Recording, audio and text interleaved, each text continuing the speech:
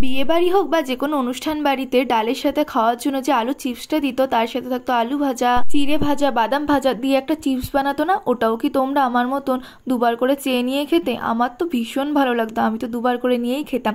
জানো তো, আজকে আমার মা সেই চিপসটাই বাড়িতে বানিয়েছিল মুড়ি ঘন্ট ডালের সাথে খাওয়ার জন্য।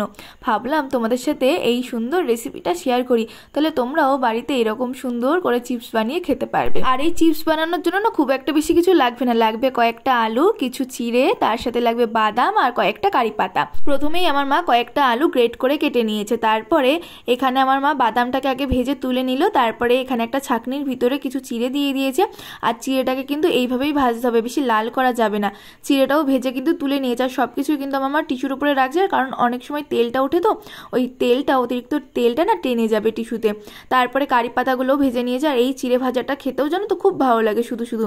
এরপরে আমার মা দিয়ে দিল গ্রেট করা আলু, আর দিয়ে দেবে লবণ, দিয়ে আলুটাকে বেশ কড়া করে ভেজে নেবে। কারি পাতাটা দিলে জানো তো খুব ভালো একটা গন্ধ বের হয়।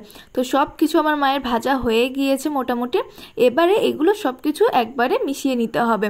এই তো শিখিয়ে দিলাম তোমাদেরকে বিয়ে বাড়ির মতন চিপস বানানো। তাহলে এরপরের দিন বাড়িতে এইভাবে চিপস বানিয়ে রেখে দেবে, যেদিন বাড়িতে ডাল হবে এই চিপসটা দিয়ে খাবে।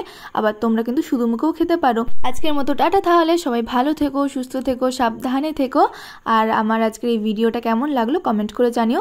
আর কি কি ধরনের ভিডিও দেখতে চাও, কি কি রেসিপি দেখতে চাও আমাকে কমেন্ট করে জানিও, আমি তোমাদের সাথে শেয়ার করার চেষ্টা করব। ভিডিওটা শেয়ার করতে ভুলো না।